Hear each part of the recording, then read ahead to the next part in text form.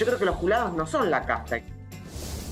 Los 100.000 millones para la CIDE, que los evasores fiscales no van a tener ninguna pena, que las personas que más ganan la Argentina a través de bienes personales van a empezar a pagar menos, de hecho van a pagar menos a partir de ahora. Me parece que tenemos confundidas las prioridades. Nuestra invitada esta noche es la senadora Guadalupe Tagliaferri. Guadalupe, Buenas noches, muchas gracias. un placer tenerte. Un placer. Muchas gracias. Toma asiento, por ¿Cómo favor. no? Guadalupe Tagliaferri fue ministra de Desarrollo Humano y Hábitat de la Ciudad de Buenos Aires, es senadora de la Nación por la Ciudad de Buenos Aires, preside la Comisión de Acuerdos y estudió Ciencia Política en la Universidad de Buenos Aires. Guadalupe, un placer tenerte con nosotros. Gracias por acompañarnos. Te vamos a realmente Exprimir. Squeeze. Primero, explícanos qué es la Comisión de Acuerdos que vos presidís en el Senado. La Comisión de Acuerdos es una comisión que está solamente en el Senado y es como, digo yo, es cuando el Poder Ejecutivo tiene que poder tomar una designación en el Poder Legislativo, que es la segunda pata del poder, los tres poderes, le pide aprobación a esta Comisión de Acuerdos, a este Senado, ¿no? Es donde el sistema democrático, republicano, de división de poderes, dialoga, porque lo que hace ahí efectivamente es elegir jueces de la Corte Suprema, los embajadores, ¿no? Los que van en representación de la Argentina y las Fuerzas Armadas. Y es una conversación que se da en el Senado porque además es un lugar federal, porque la verdad es que todos sabemos en el Senado están las provincias más que los ciudadanos. Entonces es bueno, el presidente de la Nación, de la República, decide que estos son los jueces para la Argentina, lo conversa en el ámbito del Senado, que es la Casa Federal, y se tiene el acuerdo para que el tercer poder, que tiene que ser independiente, no esté sujeto a un solo poder. Y ahí, por eso es que en la Comisión de Acuerdos se reciben los mensajes de estos tres temas por parte del Poder También está el Ejecutivo. seniority del Senado. No, por supuesto. Corregime, en general, el que preside esta comisión, que es clave, es oficialista, ¿verdad? Suele pasar claramente, es una política es la comisión más importante del Senado, porque es esto, ¿no? La que dialoga el poder político de la Argentina. Siempre la preside históricamente alguien que está muy vinculado al oficialismo. En esta ocasión no, la preside una no oficialista. Es la que vuelve la división de poderes funcional, ¿no es cierto? Porque si no sería un bloqueo eterno, ¿no? Entonces eso, vos le pones aceite Exactamente. A los engranajes de la política. Sí. ¿Y cómo compatibilizas el hecho de no ser oficialista, tener que llevar adelante de alguna manera una agenda que plantea el Ejecutivo en un Congreso que en general se mueve al ritmo, nos guste o no nos guste, de las iniciativas del presidente? Yo fui designada, la verdad que por una conversación de acuerdo en diciembre del año pasado. Yo venía de ser la vicepresidenta de esa comisión. Antes estuvo manejada por la Unión por la Patria, por el kirchnerismo, de una manera como muy trabosa, muy manipuladora. Muy bélica. Y yo lo que acordé fue que yo iba a llevar adelante la comisión como corresponde reglamentariamente y democráticamente que se lleve. Es decir, yo iba a hacer todo lo que correspondía a no pisar expedientes, a generar las conversaciones, a que se dé el debate democrático. Lo que yo no iba a hacer era encargarme de que el oficialismo tuviese los votos para cada una de las propuestas, pero que yo me comprometía a hacer mi rol de senadora democrática, que es que eso funcione. O sea, ese privilegio, tu experiencia de gestión y la transparencia, ¿no es cierto?, en la experiencia que tuviste vos, respecto a esta cuestión política de ser la comisaria. Es una Vamos a comisión. decirlo. Sí, a ver. Total, todavía no empezó el programa. Sin eufemismo, ¿no? Supongo que trabajar en forma honesta y ordenada y sin doble agenda y sin chicana barata habrá ayudado. También es cierto que el oficialismo no tenía a nadie para poner una comisión tan importante. O sea, no podés poner a alguien que no tenga ejercicio o conocimiento. Supongo que es una combinación de varias cosas. Entonces, bueno. Y el resto de los bloques, también es importante, el resto de los bloques dialoguistas, esos 39 que permitieron que el kirchnerismo no tuviera el control del Senado, acompañaron con la decisión de que yo presidiera. El gobierno tampoco tenía la capacidad institucional como para, ¿no es cierto?, imponer los titulares de todos, ¿no? En esa comisión era difícil. Sí, les dimos presupuesto, le dimos relaciones exteriores. Creo que en acuerdos hubiese sido mucho más difícil porque es una conversación de la división de poderes. Totalmente. Guadalupe, ahora todo muy lindo, hablamos de las formas, ahora hablemos del contenido. Están debatiendo algo que generó muchísimo revuelo en la sociedad, un debate muy fuerte, sobre todo en el Círculo Rojo, pero ha trascendido. Yo lo medí en la opinión pública y la verdad que, bueno, de alguna manera lo del hijo García Mansilla se instaló. ¿Cuál es el debate de fondo detrás de todo esto? ¿Por qué hay tanta controversia con Ariel Lijo? ¿Por qué aparentemente con García Mansilla la cosa salió entre comillas mejor a lo esperado? ¿O ese es un diagnóstico correcto? ¿Su solvencia académica impresionó bien? Contanos qué pasó, qué está pasando. Primero, algo que para mí es importante, que yo tenía mucho miedo y fue uno de los desafíos más grandes en el equipo de trabajo, fue que las dos audiencias fueron a la altura de estar discutiendo y evaluando candidatos de la Corte Suprema. La música que suena en la política argentina hoy es algo más ruidosa. A mí me da un poco de preocupación en cómo se iba a dar esa conversación. Creo que había que hacerla seriamente, senadores. Digo, me parece que era... Yo en ese primer lugar me parece que fue importante. Fue respetuoso, no hubo interrupciones, no hubo gritos. Exactamente. No hubo circo. No, bueno, es importante. Sí, no hubo el cosa de buscar el tuit, viste, la emergencia mediática que tienen algunos dirigentes argentinos de todo lo que tengo que hacer tiene que ser un Se tuit. tuitean encima. Claro, y tiene que tener mucha viralización. Tal cual. La verdad que para elegir un juez de la Corte Suprema no necesitamos viralización, necesitamos contenido. Totalmente. Ciertamente yo creo que en la audiencia de García Mansilla existieron preguntas mucho más académicas o mucho más que fueron al fondo de, bueno, ¿cómo va a actuar usted en la Corte Suprema respecto a distintas controversias o qué mirada tiene el federalismo? Matemáticas, sí. Creo que fueron preguntas más interesantes. Creo que en la audiencia del hijo hubo, porque era un candidato o es un candidato con muchas más aristas políticas, fueron preguntas muy políticas o sobre su persona más que sobre su... que no está mal, ¿eh? Digo, creo que el candidato ofrecía ese ángulo. Ese flanco. Y por eso pareciera como que, bueno, que la audiencia de García Mansilla fue como más elevada en la conversación. Bueno, pues fueron las preguntas que decidieron hacer los senadores. Y ahora hay que esperar, me parece que es una conversación compleja. Es raro que ustedes conocen más que yo, que la decisión de los jueces de la Corte Suprema, que son los que van a administrar justicia para todo el país, Sí, para claro. los próximos 20, 25 años, que van a marcar el norte para también los juzgados federales que operan en las provincias, Claro. se ha elegido unidireccionalmente. De hecho, la Constitución, ¿por qué pide 2/3? Porque pide y obliga, la Constitución Consenso. es sabia, la Constitución nos obliga a tener que discutir en el Senado, en el ámbito federal. A negociar.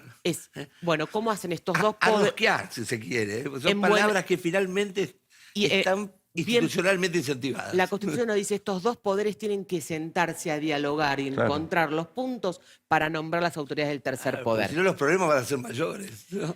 Exactamente. Entonces, No y eso no funcionaría fue el dado sistema. así. Eso no fue dado así. Entonces, bueno, ahora hay una tensión. No me caracteriza esto, pero quiero reconocer algo bueno del kirchnerismo, porque esto ocurre por el decreto 222 del año 2003, cuando Néstor Kirchner parecía que iba a hacer otra cosa, y bueno, Sí. hay un mecanismo institucional que permite que ustedes debatan, que permite que la sociedad civil opine, hay una audiencia. Eso antes no existía, antes se negociaba entre gallos y medianoche. Vos sabés ¿no? que en un reportaje inicial que yo le hice aquí, eso cuando recién había llegado, ¿no es cierto? Él decía, no hay ni Estado, estoy yo. Después en otro reportaje, no es el Estado, sino no hay Estado, estoy yo. Sí, claro. Una vuelta de tuerca. Impresionante. Pero lo segundo impresionante fue cuando renunció Lavagna. 2005. O sea, 2005. Que las palabras fueron me lo lustra el pálido, vamos a decirlo conceptualmente, es un programa académico, me lo lustra el pálido. Y entonces cuando uno le dijo, pero vos tenías un gabinete de lujo, dice, no, pero no lo necesitaba, porque yo al principio Claro. tenía miedo. La única contenta era Cristina, dice. Pero si me ve a mí la cara, dice, y yo agarré el facón y era manteca la sociedad argentina. Increíble. Entonces, esto lo hizo en momentos que él pensaba que tenía solo el 22%, que al que se vayan todos le estaba soplando en la nuca, ¿no? ¿No es cierto? Y finalmente no era así. Como dijo, vos dijiste que esto no era Santa Cruz. La verdad que se parece bastante a Santa Cruz. Impresionante. Brutal. Guadalupe, ¿cuál es la interacción en el Senado? ¿Cómo trabajan? ¿Hay diálogo? El otro día vimos un diálogo divertido, pero que insinuaba otra cosa entre el jefe de bloque del Unión por la Patria y la presidenta, hay como un ánimo, digamos, colegial en el mejor sentido de la palabra, hay confrontación. El clima en el Senado hoy es raro. El diálogo siempre existe. La verdad que cuando uno baja de las bancas, uno después tiene afinidad como personal, Claro. con quién te llevas bien, Son por edad, menos, o sea, por el Senado tiene una parte Sí, sí, siempre no, esto. no es que pasamos por los pasillos y no nos saludamos o nos escupimos, no pasa eso. De ahí a que después el diálogo político, la construcción política es más complicada. Por un lado, porque el gobierno nacional es difícil tener una conversación, es difícil entender los puentes que se pueden ir generando se rompen sistemáticamente. El gobierno tiene alguna tensión también entre las conducciones del Parlamento y Justo. la conversación más nacional. Los senadores de la Libertad Avanza recién llegaron y en algunos hay como una falta de expertise. No digo que no la puedan tener, como todo en la vida, Claro. pero la falta de expertise, de experiencia, de conocimiento, de reglas Se de nota. juego, de personajes o de personas, dificulta ponernos de acuerdo y hablar el mismo idioma. Claro. El PRO tiene también alguna de sus conversaciones particulares. Está como un poco atomizado y Unión por la Patria, bueno, está también con una situación bastante de redefinición y demás. Pero yo personalmente tengo buen vínculo y hablo con la mayoría porque los temas que me interesan los trabajo y los converso. Guadalupe, vos sos integrante del bloque del PRO, de lo que antes fue Juntos por el Cambio. ¿Cuál es la relación con los radicales, con los ex socios? ¿Sigue habiendo un vínculo, trabajan en conjunto o ya cada uno está como una especie de divorcio por su lado? Hay vínculos, se trabaja cuando hay temas o se conversa. Lo que no hay es una decisión de decidir estrategias políticas y decisiones políticas en forma conjunta. Okay. Eso anteriormente, hasta el año pasado, Juntos por el Cambio, podías tener conversación y había una definición de una estrategia política, una línea política de qué hacer como bloque, que era más por Juntos por el Cambio. Hoy son la UCR por un lado, Sí. con sus divisiones. Con sus divisiones. El Matices, PRO, con sus matices, divisiones. porque digo, yo no voto como vota Claro. necesariamente el PRO, y algunos partidos provinciales. Entonces, el diálogo existe, uno se conversa, sirve saber qué va a hacer el otro, pero no hay una coordinación de la estrategia política en forma conjunta. En el bloque siguiente vamos a hablar de las internas en el PRO, la relación con el gobierno, pero déjame terminar esta parte del Senado como institución, ¿no? Vos venís militando ya hace mucho tiempo. ¿Qué te sorprendió del Senado? ¿Qué le puedes contar a la audiencia de para qué sirve el Senado? ¿Qué es? ¿Cuáles son las cosas o los atributos que vos pensás que son distintivos de la Cámara Alta? Al principio no me gustó, porque venía de la gestión y del área social y de estar con la gente y de resolver problemas todo el día me costó un montón y aparte me tocó la pandemia, con lo cual fue todo muy raro. Claro. El Después- Congreso y encima por TV. Imagínate. Claro, Dios mío. Pero cuando me di cuenta que es un lugar de enorme relevancia. Lo que pasa en el Senado, además de ser la conversación nacional con el gobierno y las provincias, uno está resolviendo y definiendo ahí el andamiaje jurídico, el marco de reglas por lo cual la sociedad va a transitar en todos los temas por los próximos años.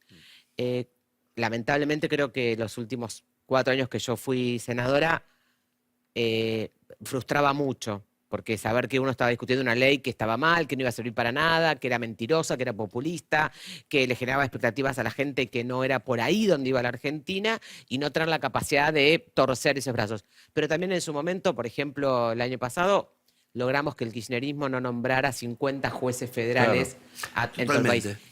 Y ahí me sentí orgullosa y me dije, bueno, alguno se da cuenta la importancia de haber trabajado que eso no pasara, es muy importante. Quizás para la gente parece poco concreto, pero no es poco concreto. Entonces para mí es un lugar de una relevancia que requiere un nivel de seriedad, de altura política, de honestidad intelectual, de preparación enorme. Porque, como nos gusta decir los senadores son de todo el esquema de la división de poderes, en términos electorales, los más importantes, porque dura más que el presidente. Claro. Pero no es un lugar que hay que tomárselo a la ligera. Tiene que ser un lugar donde los senadores y senadoras estén a la altura de la responsabilidad que significa, por ejemplo, elegir jueces a la Corte Suprema Claro. o definir tipos penales para los próximos 100 años en la Argentina. ¿Y sentís que esto que acabas de comunicar es algo compartido por la mayoría de tus colegas? ¿Sentís que hay un sentido, digamos, valores? Me tocó, por ejemplo, en algún momento estudiar un poquito la legislatura de Canadá, ¿no? Y pude charlar con varios legisladores y había... Y no moriste de aburrimiento, digamos. No, No, bueno, al había un contrario. sentido de pertenencia que a mí Claro, aparte en un sistema federal. me llamaba muy mucho la importante, atención, ¿no? muy importante, ¿Sentís que hay lo muy mismo en el importante. Senado o están Y más... aparte con diferencias, ¿no? Muy marcadas. Bueno, entre aparte los un país estados, federal, ¿no? País federal parlamentario. con diferencias lingüísticas, Sí. culturales. Y el Senado en particular era algo impresionante, ¿no? Muy serio. ¿Hay algo parecido? ¿Hay como un orgullo de pertenecer a la Cámara Alta? Sí, te lo van logrando poner rápidamente. Hay lo que sí tiene el Senado. Después creo que en toda la... que es parte también de la disociación que hay con respecto hoy a la política, a la casta y todo esto nuevo que pasa, que tiene que ver con que hay muchos senadores o muchos legisladores o muchos diputados, no ahora, sino en los últimos tiempos, que no tienen nivel de preparación o nivel de conciencia de que están modificando, a mí me ha pasado muchas veces, de que un proyecto de ley te pone, por ejemplo, para, no sé, matar un pez, un tipo penal más grande que para matar a una persona. Bueno, cuando vos tocas el Código Penal tenés una seriedad. Entonces, muchos que en eso no lo tienen. Sí, lo que hay es un enorme reconocimiento y responsabilidad con lo que tiene que ver con lo federal y la representación de sus provincias. Claro. Eso en el Senado todos los senadores tienen un nivel de compromiso con su provincia y con lo que representan, casi te diría en la misma altura con lo que si están de acuerdo o no con el gobernador. El federalismo es un espíritu que los 72 senadores tienen. Muy bien. Vamos a ir a una breve pausa ahora, volvemos en un ratito. Este es El Tornillo aquí en el canal de la ciudad, no se vayan. Al mundo le falta un tornillo, que venga un mecánico. Seguimos aquí en El Tornillo por el canal de la ciudad, estamos charlando con la senadora Guadalupe Tagliaferri. ¿Qué es el PROI? Tenemos tiempo, ¿eh? No, bueno, porque uno ve cosas muy... O sea, Patricia, parte del gobierno, enfrentada a Horacio en una situación, bueno, muy singular, reconstruyendo su liderazgo. ¿Cómo funcionan? ¿Qué los une? Tampoco hay que decir, vamos a tener una ayudita, ¿no? Que el PRO era una cosa tremendamente institucionalizada, no era el partido, No eran los Tories, pero sí, digamos, era un partido que tenía una organicidad y una jerarquía, ¿no? Bueno, es personalista, pero hay un esfuerzo también temático, relanzan la Fundación Pensar, ponen Totalmente, gente cierto, valiosa ahí a cierto. trabajar. Sí. El PRO pudo haberse convertido en un partido efectivamente consolidado y haber roto por completo la visión del bipartidismo si ahí hubiésemos logrado traspasar el personalismo de Mauricio, que tuvo un enorme valor, una enorme iniciativa Sí, claro, en creó. el 2002 de haber convocado un montón, entre ellas yo me encontraba, yo juntaba firmas en Acoito y Rivadavia para poder tener un partido con Mauricio, perdimos en la ciudad, con lo cual... Compromiso por el cambio. Exactamente, antes que fuese el PRO, y me parece que tenía un valor enorme. El valor que pudo aportar el PRO a la conversación política en la Argentina Sí. es enorme. Creo que Sí. hay cosas que aportó el PRO desde la gestión de la ciudad que nunca Sí, más... colocó las cosas a otro digo, nivel. la gestión desde está, ya. digo, es importante. Seguro. Digo, creo que un montón La de cosas. cercanía de la gestión. Creo que ese es un valor. Creo que después el exceso de personalismo, el exceso de interna, los egos nos hicieron mucho daño y yo veo hoy un partido que está destenido, que está mareado, que todos los valores que siempre representamos, que para mí siguen siendo los mismos. Nosotros creímos siempre en el Estado de eficiencia, o sea, creímos en la obra pública sin corrupción. Mauricio, como Mauricio Macri, presidente, estamos hablando. digamos, reacondicionó la gran mayoría de aeropuertos de la Argentina para la Sí. conectividad, porque se pensaba en la obra pública, en la conectividad, en la importación, en lo que permitía el turismo. En la ciudad también, En ¿no? la ciudad de Buenos Aires. El Teatro Colón. Sí, Te obviamente, recuerdo tal que cual. es una institución hecho, del claro, Estado, cual. pública. 80 centros de primera infancia para igualar las diferencias de Sí. nacimiento en los chicos más vulnerables de la ciudad. Todo lo que se hizo en el sur de la ciudad. Todo eso Brutal. es la República, criticar todo eso yo no lo veo que hoy lo defienda el PRO, al menos desde la conducción, donde se decidió en una oficina quién lo preside, quién es la presidencia de la Asamblea, la fundación. ¿Para vos no fue un fracaso lo que uno puede sintetizar la experiencia PRO? ¿No? Porque a veces uno lo escucha a Mauricio Macri y pareciera que se hace cargo de un fracaso, ¿no es cierto? Cuando dice, bueno, no hice todo lo que tendría que hacer, no fui a la velocidad, no tuve... ¿no? Y como le da a la derecha a Milei en eso, cuando realmente, digo, yo como radical, Claro. y veo el aporte del PRO a la política, ¿no es cierto? Todo ese lado de gestión, ese lado de cercanía, ¿no es cierto? Fue importantísimo. No, la parte institucional también. Bueno, desde ya. Estoy marcando la cosa más... Yo creo que creo que hoy perdió la posibilidad absoluta de tener el poder desde el PRO para poder... Pero tampoco se lo planteó, cuando lo tuvimos fue por Juntos por el Cambio, y en la ciudad también siempre fuimos ampliados. Yo no creo que haya sido un fracaso en absoluto, creo que se perdió una oportunidad histórica, y lo que a mí me duele un montón es ver que nada de esos valores hoy están vigentes en el PRO, y que lo que hoy el PRO está viendo es cuántas negociaciones tiene para ver cuánto puede ingerir en una agenda del gobierno nacional en la cual yo no creo, y tampoco creía el PRO. El PRO creía en el desarrollo. Claro. Yo sigo creyendo en eso. Me cuesta entender en qué mirada la Argentina tiene el PRO. La veo, si es la misma que tiene Milei, evidentemente tiene una mirada distinta a la que tenía antes cuando nos fundamos. Guadalupe, vos no ves a la Libertad Avanza como un upgrade del PRO, No. ¿no es cierto? El PRO cree en el Estado. Tiene no una en la visión destrucción. completamente diferente. Guadalupe, hablando con alguien que está metido en la conducción del PRO de estos temas, me decía, tenemos nuestras diferencias, pero el hecho de que el presidente está llevando adelante una corrección fiscal tan profunda, tan seria, bueno, en ese plano estamos de acuerdo y nos parece fundamental para construir una Argentina como la que el PRO sostenía hace, 20 años, ¿no? 21 años. ¿Te parece un argumento lógico eso, que es un momento de cooperar para lograr estabilidad y luego, en todo caso, más adelante ver si hay diferencias en temas que son importantes, pero que si no tienes estabilidad macroeconómica, le pasó a Mauricio, se te cae todo el andamiaje, ¿no? La macroordenada es condición sine qua non y es el mayor éxito, me animo a decir, que creo que Milei trajo a la política argentina y que va a quedar, ojalá, por los próximos años. Y ese ya es un logro de Javier Milei, que tiene que ver con la macroordenada, tiene que estar, el equilibrio fiscal no puede ser negociable. Ahora, todo lo que viene después de esa macroordenada o cómo la conseguiste, ¿Cómo la conseguís? porque si vos la conseguís sacándole 10% a los jubilados, bueno, me parece que quizás nos hubiésemos dado una discusión entre todos los argentinos, que quizás teníamos una macroordenada no el primer mes, sino a los 6 meses y resolvíamos. Porque además yo no creo en la teoría de que la educación se mejora sola, los estándares educativos, porque la macro esté ordenada. Entonces, yo no creo. Y otro argumento que escucho también mucho en muchos de los colegas y a gente que quiero un montón y que compartí es, bueno, nuestro votante la gente lo votó. Bueno, ok. Cuando nosotros reelegimos en la Ciudad de Buenos Aires, la gente eligió en un 54% en primera vuelta a Cristina Kirchner. Sí. Y nosotros no nos hicimos kirchneristas.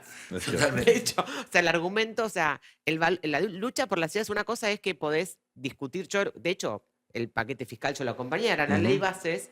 Había cuestiones que tenían que ver con testaferros, con extranjeros blanqueando, y eso me parece que está mal. Sí. No significa que no tenés que manejar la política económica. Sí, hay dólares y dólares, Entonces, ¿no es cierto? Exacto, pero... Y dolores. Sí, entonces la discusión es, cuando vos te pones como un contrapeso democrático para redireccionar o para mirar las prioridades de la agenda tuya, porque algo que también es cierto es, cuando yo pedí el voto a los porteños, los pedí con una agenda. Entonces, cuando vos pedís el voto, te piden porque, bueno, el PRO representa la división de poderes, representa la no agresión, representa un Estado eficiente. Entonces, también tenés que honrar ese voto. Cuando nosotros decimos, nos dieron para la oposición, bueno, nos dieron con esos valores para la oposición. Claro. Totalmente. ¿Te parece que en este contexto hay cosas que son destacables del gobierno? Por ejemplo, vos sabes mucho de política social. ¿Te parece que la agenda que tiene el gobierno en política social, mantener los planes, atacar la intermediación, es algo valorable? Sí, totalmente. Yo creo que han tenido una certeza maravillosa respecto a dar una discusión con los intermediarios, que lo veníamos haciendo, y ellos ahí, digo, creo que la ministra de Petróleo lo hizo rápidamente. Creo que un segundo escenario que para mí es la razón por la cual no hay piquetes, más que los protocolos de seguridad, tienen que ver con las denuncias. O sea, hoy no está Claro. legitimada la protesta. Entonces, es difícil ver a una organización piquetera que está denunciada con 25 denuncias marchando por la calle. Lógico. Creo que ahí hay creo que parte Bueno, del sí, que se corran los piquetes sí. no es tanto una cuestión de protocolo de seguridad, sino que ministra Petovelo le ha sacado la legitimidad a través Sí. de las Y denuncias. por el otro lado ha mantenido los subsidios, ¿no es Sí. cierto? Claro, y segunda discusión. Entonces, no tenés que levantarte a las 7 de la mañana para hacer como que protestás y en realidad es una malta de Giordano. Es un ¿no derecho, cierto? Claro, creo que son logros de la ministra Logros. de Capital Han sido- Humano. han sido astutos. Y Ese segundo punto. tema, yo comparto 100% que lo que tiene que haber es transferencia monetaria directa a directa. través de los programas que hay alimentarios y de aguache y sacar la transferencia de comida. Me parece que eso es incontrolable. El gobierno nacional, ¿cómo puede controlar lo que llega a Chaco? Lo que hay que buscar ahora, el desafío es, bueno, ¿cómo tenés un ingreso? Hoy tenés mucha disparidad entre el trabajador en blanco con los ingresos Claro. de lo que es el Y salario el familiar, cantidad de- claro. con la UH hay mucha diferencia. El plan alimentar hay algunas personas de la familia que deja fuera, entonces el plan alimentar y la UH va hasta los 18, el plan alimentario va hasta los 14, el de 19 te queda fuera de la cobertura. Sí, claro, muchas Creo que hay una inconsistencias. ingeniería ahí, pero que si tienen la voluntad y suman a las personas capaces, a las personas que saben del tema, hay un montón de organizaciones, un montón de profesionales, está bien. Pero la primera parte respecto Y a... la contraprestación de la gente que recibe subsidio, vos pensás que tiene que tener, digamos, por ejemplo, esta cuestión de cumplir con ciertos parámetros para mandar a los chicos a la escuela, presentismo y todo eso. Sí. Eso es absolutamente necesario. Tiene que estar condicionado, Y claramente. capacitación. Tiene que estar condicionado, Bueno, tiene, Chile se hizo. tiene que estar formación, tenés que hacer puentes con el mundo del trabajo. Sí, creo que no es, Integración, claro. y no es de un día para el otro, ¿eh? Con el 50% de la población bajo la línea de pobreza, más un montón de trabajadores que aún estando en blanco están bajo la línea de pobreza, el desafío es enorme. Lo cual me lleva a explicarte que es imposible que eso se solucione simplemente con la macroordenada, Con la que es macro. el único objetivo que Al tiene el contrario, gobierno. ¿no? Porque- Después de la macroordenada, ¿qué hay? Sí, porque muchas veces no podés hacer catch-up, ¿no? Digo, hay gente que está tan hecha bolsa que aunque le pongas $1.000.000 en la esquina lo puede agarrar, ¿no es cierto? Ahí es una Argentina muy diferente de la que nosotros Claro, vivimos no, de chicos, ¿no es cierto? olvídate. Y necesita nuevas herramientas y nuevos instrumentos. Por ahí hay que mirar cómo hacía Estados Unidos con los inmigrantes, ¿no es cierto? Cómo hacen los países con inmigrantes. Parecía que este país... Bueno, es Argentina muy con los inmigrantes desarticulado los abajo, absorbió el mercado de trabajo ¿cierto? rápidamente. Pero ahí estás educación, estás salud, todas áreas donde el gobierno considera que no se tiene Pero que hay meter. muchos que siguen mirando a la Argentina como si fuera la Argentina olímpica, ¿viste? De clase media, la familia Falcón, existe para los más que están eso, viendo ahora la lamentablemente. televisión, ¿no es cierto? Y no lo es. Yendo aún más al barro de la política, Aún más. vos sos parte del arretismo, ¿no? Trabajaste con Horacio desde que entraste formalmente a la política. ¿Qué es eso del arretismo? ¿Cuáles son las ideas que Horacio cree que puede volver a generar valor, debate? Es la ONG de la política, el parripollo Ritondo.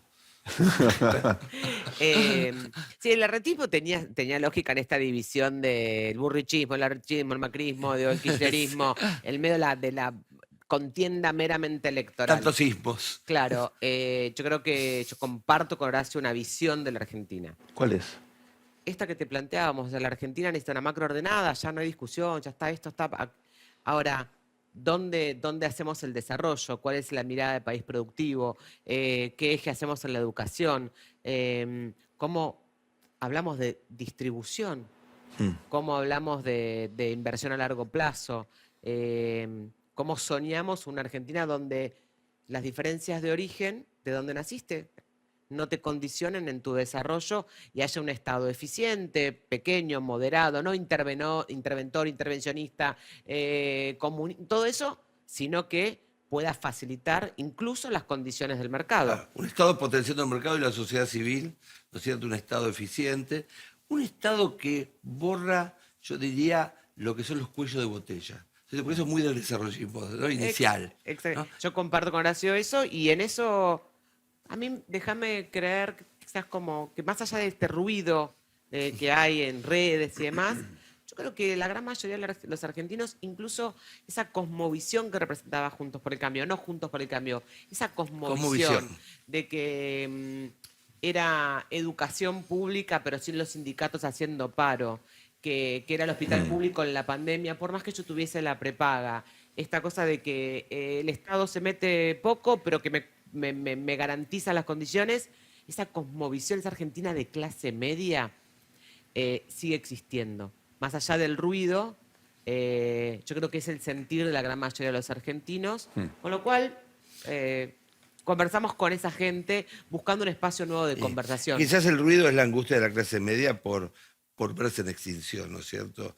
Y este es un periodo, sí, de mucha incertidumbre, de mucha confusión, pero creo que tarde o temprano esta cuestión de que el espontaneísmo nos genera realidades, ¿no es cierto?, naturalmente buenas, ¿no?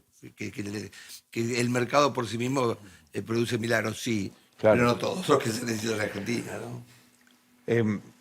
Vos venís de una familia política, ¿no? ¿Qué te acordás de chiquitita que pongas en valor hoy? En discusiones en casa, de ver a tus viejos dialogar, pensar políticamente.